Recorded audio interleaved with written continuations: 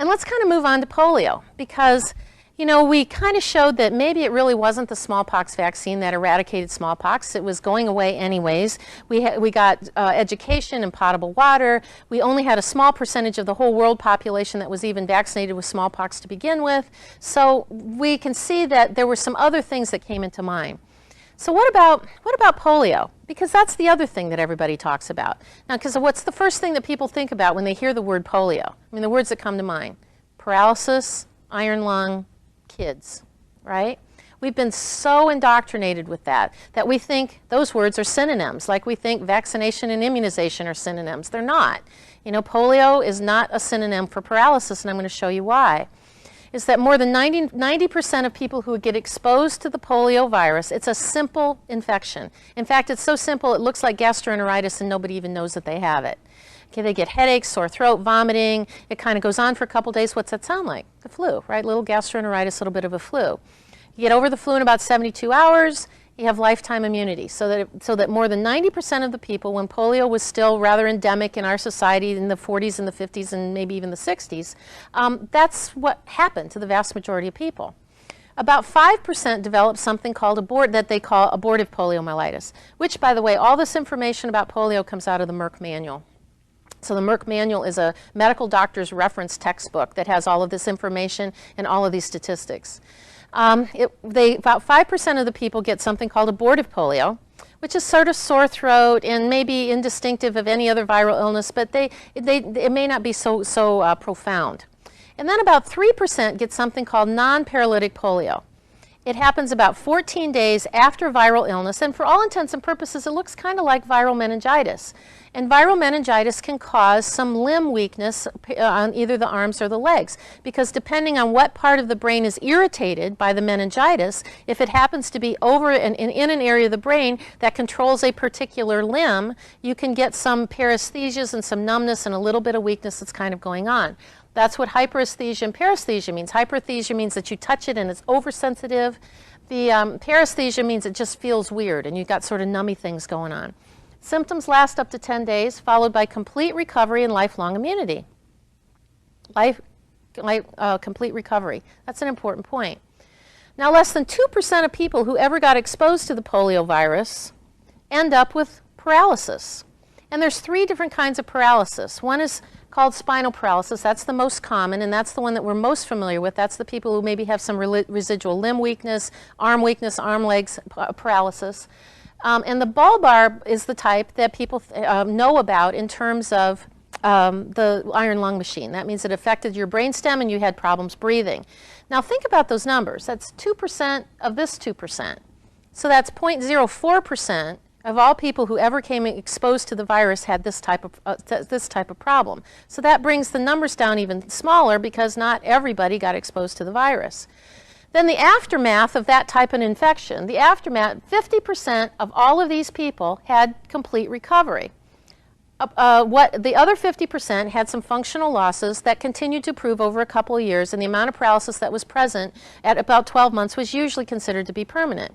So if you take like a bird's eye stand back look at the population as a whole and the number of people that may have been exposed to this, the numbers start coming down and get smaller and smaller. The other thing that happened is that there was a great increase in the reported cases of polio after we started vaccination in 1955. By 1966, cases had skyrocketed all over the country, and Idaho and Utah banned use of the vaccine because there had never been a reported case of polio in either of those 2 states prior to using the vaccine. So now they started using the vaccine and we started having cases of it show up. So what was happening that it was increasing, number one, and why was it being reported as decreasing? Well, you plow through a lot of information and you eventually find the answers to that. We had some new criteria that came up. We had something called the Cutter incident that I'm going to spend a couple minutes talking about. Then we had a new definition of the disease polio, and we had a new definition of what we were calling an epidemic at that time. The Cutter incidents, there was about, if you read the history of what was happening with the polio vaccine, which I'm going to talk about in just a minute, there were several manufacturers that were producing the polio vaccine, and one of them was a pharmaceutical house called Cutter Pharmaceuticals. And when they were one of the several houses that, there were 5 different houses that released the polio vaccine when we started doing the massive polio vaccination trials, which started in 1955.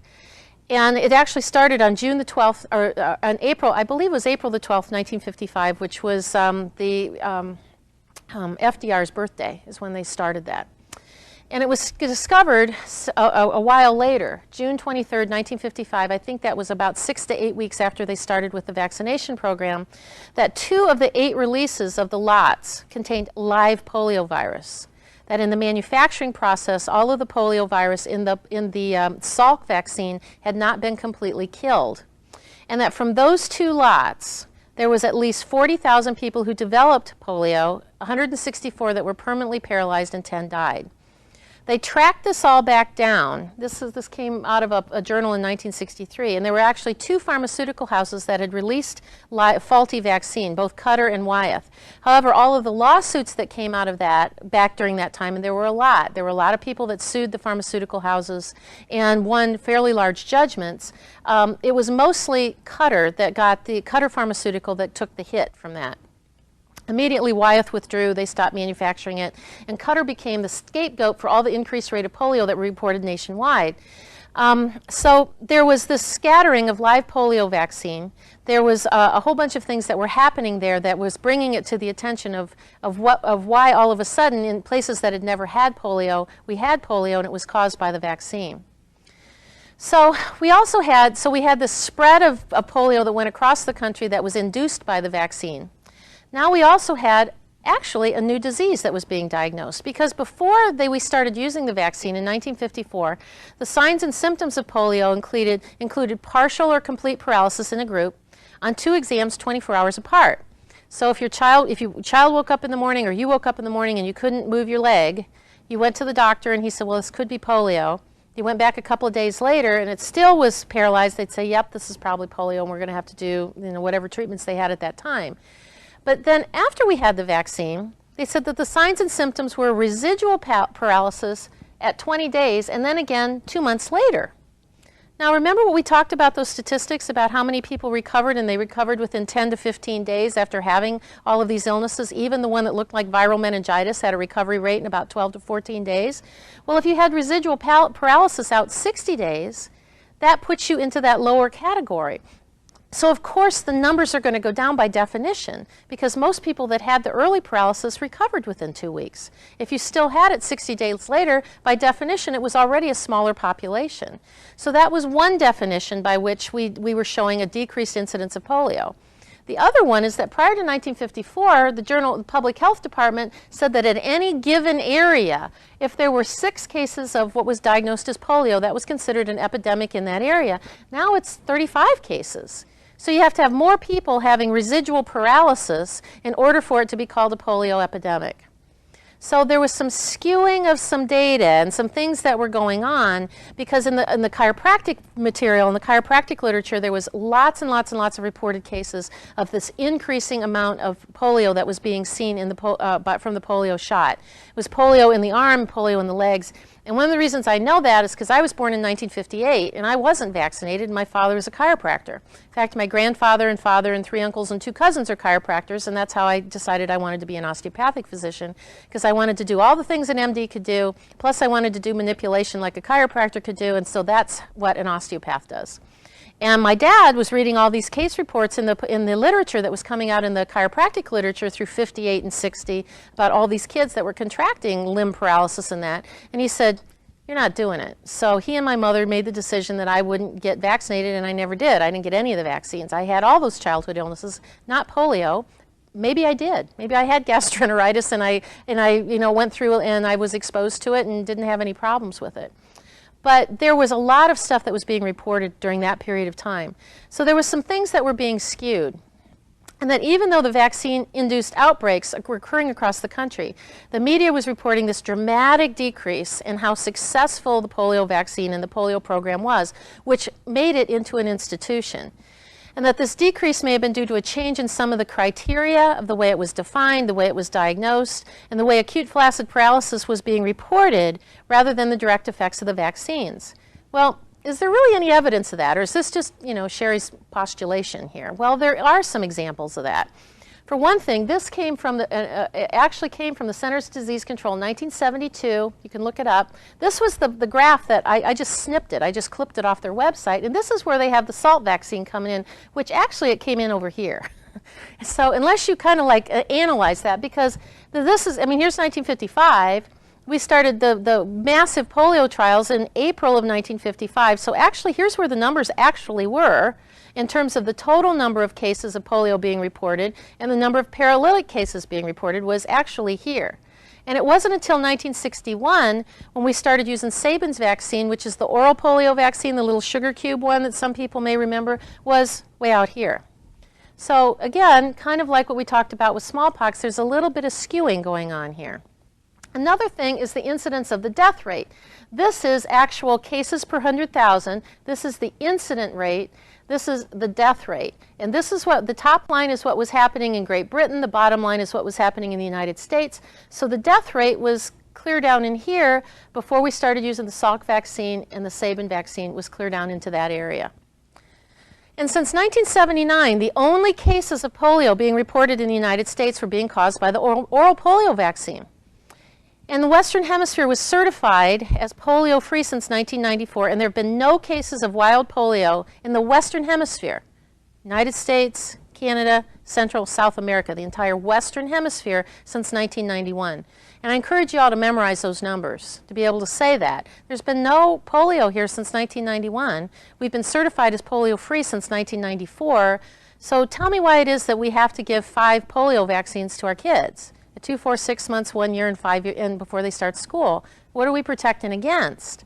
Well, the argument is always, well, isn't polio, since it hasn't been completely eradicated, isn't polio just a plain right away? And I thought, well, maybe that's a valid argument. Let's investigate that. Well, what did I find? Well, in an 18-year period of time, there were 6 cases of imported polio. That's kind of small. In 18 years, that's what? 1 case every 3 years. So even in those areas that are still endemic to and still have some few reported cases of polio, it's really not happening here. And where are we in the terms of polio eradication? Well, there's 7 countries in the entire world that are still reporting occasional. Put these cases in perspective. What do you think the population of Egypt is? I don't have any idea, but I would guess it's probably in the 100 million mark somewhere. I don't know. Tens of millions anyways, population-wise. 1 case. So we have to continue with this mandatory mass vaccination stuff. And worldwide, they have these things called NIDs, which stands for National Immunization Days. And once a year, they go out and they will mass vaccinate somewhere between 410 and 430 million kids worldwide with the oral polio vaccine. No records of if they'd had vaccines before. They would just give them another dose. And the World Health Organization documents show that for every 2 million doses, there is at least 1 case of paralytic polio that is developed from that.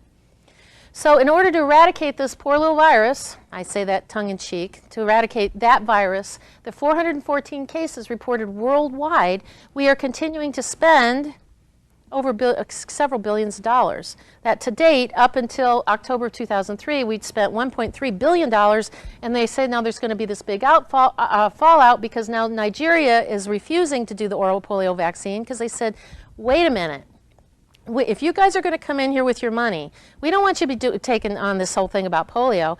Do something about malaria. Do something about bad water. Do something about get us houses and get us something about, good hygiene. Get us food. Get us education. If you're going to be bringing your money in here, that's how we want to spend this money. Yes, it's a bad thing that a few of these kids end up getting paralyzed, but we've got lots of people dying of malnutrition. We got lots of people dying because they don't have a place to live. And so they've been refusing it, and it's been all over the news in the last probably 6 months that it's because Nigeria is now refusing that they are the ones that are going to stop the World Eradication Program of polio. So this is what I was telling you earlier about how much of this is politics. Is that really good health care? I don't know. I guess I would beg to differ about how they could be spending their money to do better things for people in third world countries. So, what should parents understand about polio vaccine?